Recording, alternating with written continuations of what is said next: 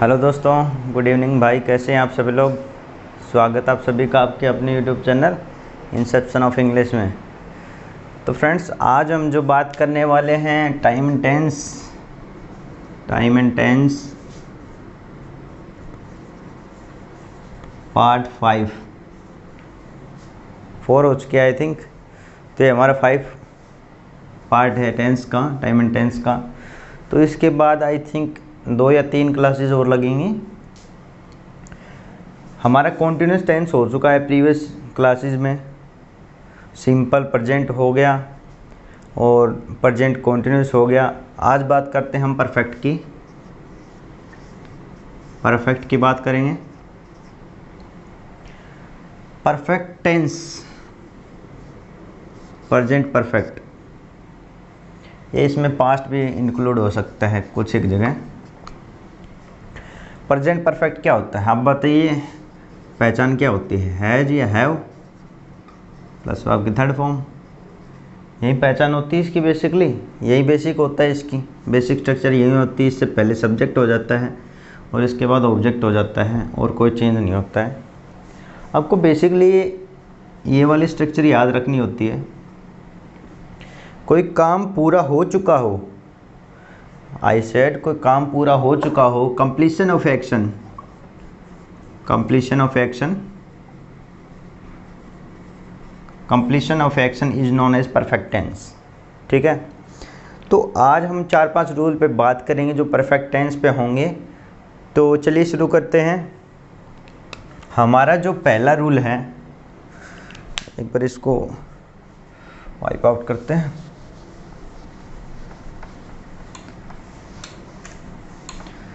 तो परफेक्ट की बात कर रहे थे, तो हमारे रूल 8 हो चुके हैं। रूल नंबर 9 होगा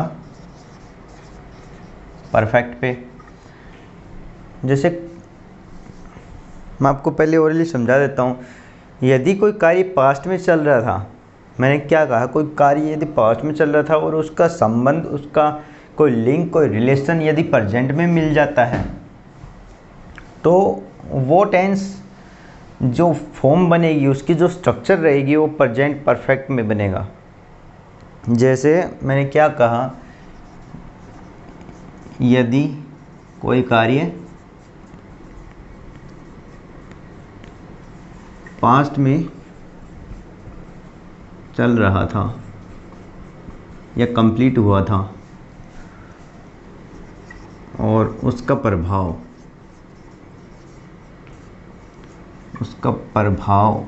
या उसका कोई संपर्क या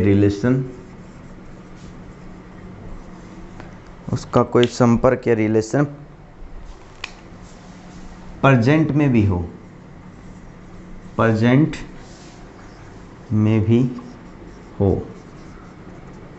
तो प्रेजेंट परफेक्ट का यूज किया जाता है। एग्जाम्पल के जरिए मैं आपको समझाता हूँ। जैसे एग्जाम्पल एक ले लेते हैं।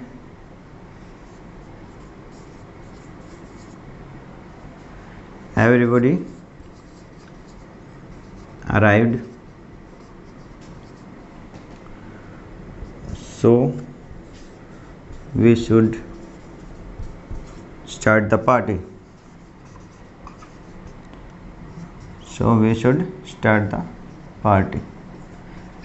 मैंने फ्रेंड्स आपके आगे एक स्ट्रक्चर लिख दी। इसमें मैंने लिखा everybody knows, everybody arrived, so we should start the party. Everybody arrived, so we should start the party. ये क्या है? अराइव्ड है। ये करेंगे सर, सिंपल पास्ट बन रहे हैं। लेकिन मैंने आपको क्या कहा कि यदि कोई कार्य पास्ट में चल रहा था, यदि उसका रिलेशन, कोई लिंक प्रेजेंट में मिल जाता है, तो उसका प्रेजेंट परफेक्ट में वो यूज होगा, वो स्ट्रक्चर बनाएगा। तो उसके लिए एवरीबॉडी के साथ हमेशा हैज आता है। बताया था सिंटेक्स में, एवरीबॉडी हैज अराइव्ड। हैज आपका यहाँ नहीं था, ये एग्जाम में एरर बन जाता। एक और एग्जाम्पल के जरिए समझाता हूँ। India progressed a lot, but the poverty is still here. India है वो काफ़ी प्रोग्रेस कर चुका है, काफ़ी उन्नति कर चुका है, लेकिन जो गरीबी है वो अभी भी यहीं है। तो ये इंडिया प्रोग्रेस कर चुका है, लेकिन जो पॉवर्टी है, जो पॉवर्टी का जो उसका लिंक है वो अभी भी प्रेजेंट में बना हुआ है। तो इसके लिए हमेशा है जी आ जाएगा, ये एग्जाम में एरर बन जाता। तो यहाँ प्रेजेंट परफेक्ट का यूज किया जाएगा। रूल नंबर 9 आपका ये कहता है, यदि कोई कार्य पास्ट में चल रहा था, उसका लिंक प्रेजेंट में मिल जाता है, तो प्रेजेंट परफेक्ट में काम करेगा। ठीक है फ्रेंड्स, आगे बात करते हैं।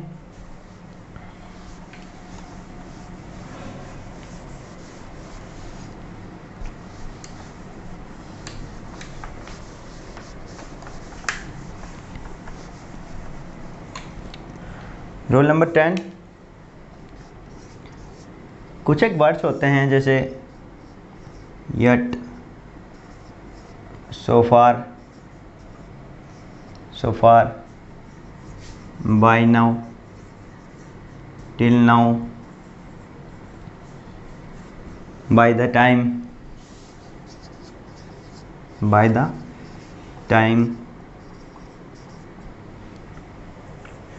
yet, so far, by now, till now, by the time, just, already, before,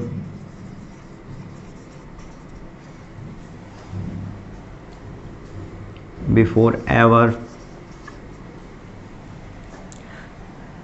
just, already, before, ever, lately।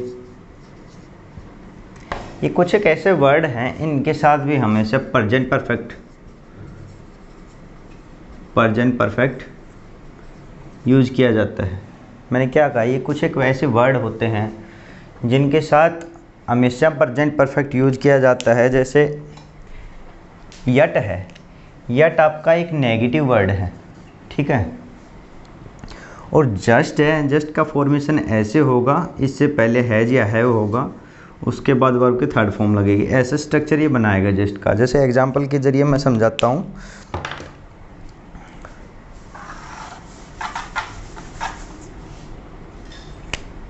Example, Rohit has not sent me a letter yet.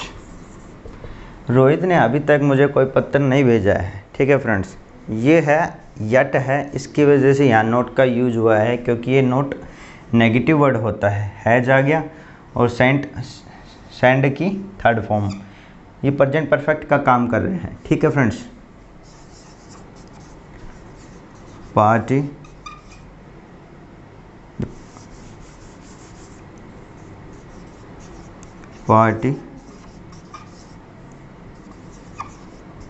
has just started, so you can join it।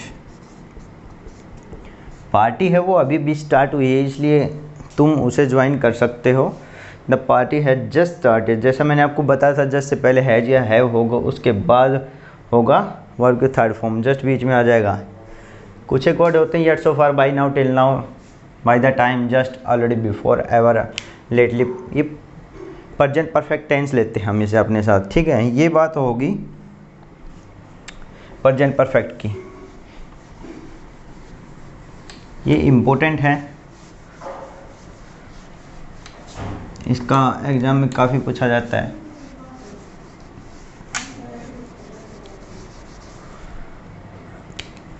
Rule number 11, इस time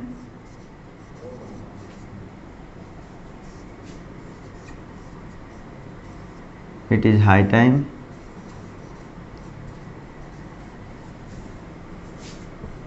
it is about time. ये ऐसे words हैं, यदि इनके बाद मैं एक example लिखता हूँ, उसके बाद आपको समझाता हूँ। It is high time you go, it is high time you गो। एक एग्जाम्पल और लिखता हूँ, it is high time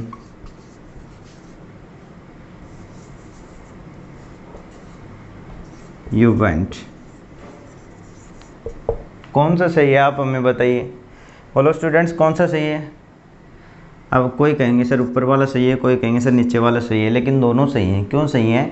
it is high time, it is high time, या it is time, it is about time, कुछ भी हो। It's लिख दो या इट इज़ लिख दो, अपोजिट साइड स्टार्ट हटा दो, कोई अंतर नहीं है।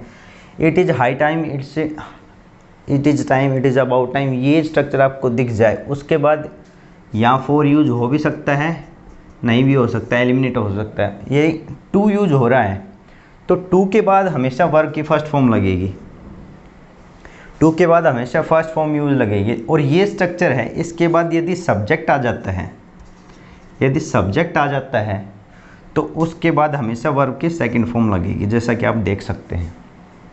मैंने आपको क्या कहा? It is time, it is high time, it is about time. यदि इस फोर यहाँ हो सकता है, नहीं भी हो सकता है, टू होगा, टू के बाद वर्ब की फर्स्ट फॉर्म होगी। यदि फर्स्ट फॉर्म नहीं है या यदि ये सब्जेक्ट यूज हो रहा है तो सब्जेक्ट के बाद हमेशा वर्ब की सेकंड फॉर्म यूज होगी। It is high time you go, you went, it is high time to go. यहाँ सब्जेक्ट नहीं, इसलिए प्योरेस्ट फॉर्म वर्ब की फर्स्ट फॉर्म यूज हो रही है, यहाँ सब्जेक्ट है तो वर्ब की सेकंड फॉर्म यूज हो रही है। ठीक है फ्रेंड्स, आगे बढ़ते हैं।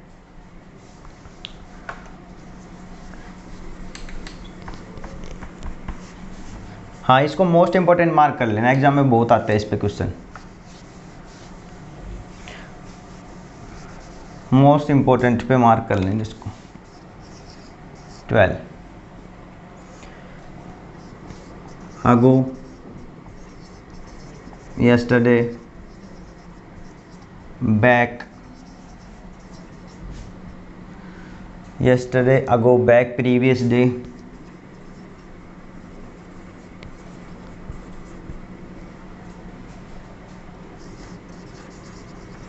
formerly, point time of past,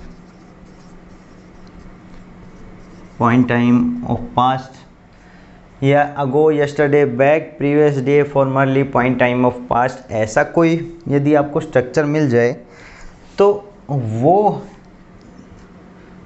tense हमेशा कौन सा टेंस लेगा? वो हमेशा लेगा सिंपल पास्ट या इंडेफिनिट पास्ट। मैंने आपको क्या कहा? यदि ऐसा स्ट्रक्चर आपको मिल जाए तो वो टेंस हमेशा सिंपल पास्ट लेगा या इंडेफिनिट पास्ट लेगा। जैसे मैं आपको एक एग्जांपल करवाता हूँ। पॉइंट टाइम ऑफ पास्ट समझ रहे हैं आप? जैसे कोई डेट होगी 1947, 1940, 71, 1988, कुछ भी डेट हो सकती है। पॉइंट टाइम मतलब जो फिक्स है, ठीक है, उस बारे में बात हो रही है। तो जैसे एक एग्जांपल लिखता हूँ। India had gotten freedom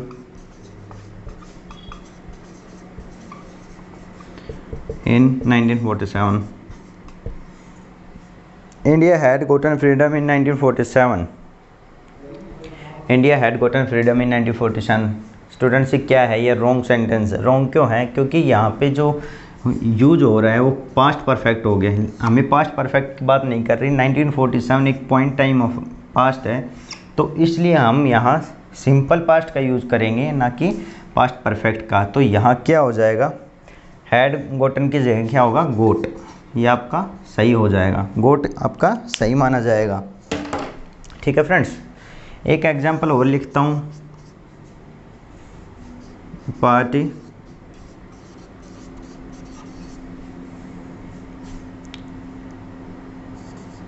has started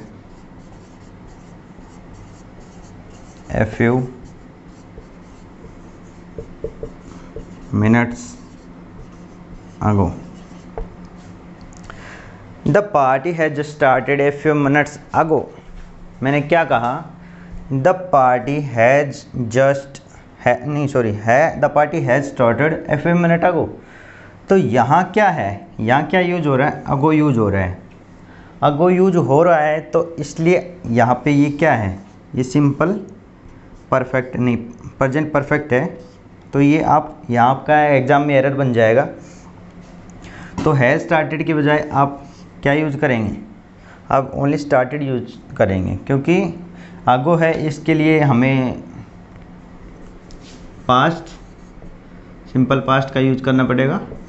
तो सिंपल पास्ट क्या होता है, सिंपल पास्ट की स्ट्रक्चर यही होती है, सब्जेक्ट होता है प्लस वर्ब की फर्स्ट, वर्ब की सेकंड फॉर्म होती है, प्लस में ऑब्जेक्ट होता है, ये इसकी बेसिक स्ट्रक्चर होती है। ठीक है फ्रेंड्स, यदि डिड यूज होता है किसी चीज़ में, जैसे सब्जेक्ट हो गया प्लस में डिड हो गया, प्लस में वर्ब की फर्स्ट फॉर्म हो जाएगी, प्लस में ऑब्जेक्ट हो जाएगा, क्योंकि डिड अपने आप में खुद वर्ब की सेकंड फॉर्म है।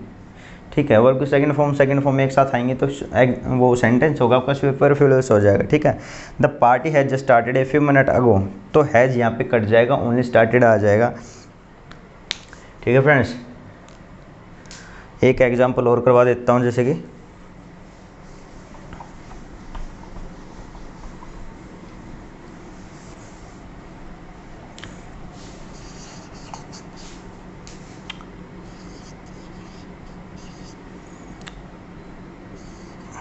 she had met yesterday।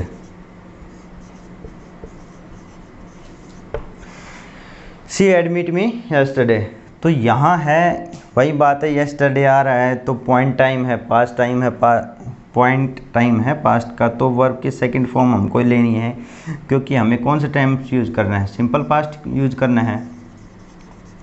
ठीक है, लेकिन यहाँ हैड मेट आ रहा है, ये गड़बड़ कर रहा है, तो हैड काट दीजिए। She met me yesterday, she met me yesterday, ये आपका बिल्कुल सही एग्जाम्पल होगा। तो आज हमने ये 12 रूल हैं आपके, ये करवा दिए हैं। इसके बाद आपके 8 या 9 या 10 जितने भी होंगे जो रूल बचेंगे, वो मैं आपको 2 या 3 क्लासेज में कंप्लीट करवा दूँगा। तो ये हमारी कौन सी क्लास थी, 5th क्लास थी आई थिंक। तो इसके बाद 2 या 3 और बनेंगे, उसके बाद 10th कंप्लीट हो जाएगा, उससे आगे हम क्लासेस कैरी ऑन करेंगे। तो हमारा क्या क्या हो गया फ्रेंड्स, एक बार थोड़ा सा ओवरव्यू ले लेते हैं।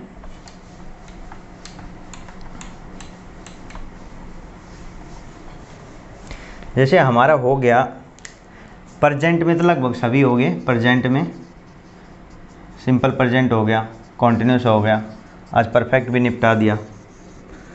अब जो परफेक्ट कॉन्टिन्यूस आता है वो पास्ट से मिलके भी आता है, इसलिए हमने वो आपको नहीं करवाया, सीधे परफेक्ट कॉन्टिन्यूस, इसलिए आज हम पास्ट स्टार्ट कर चुके हैं।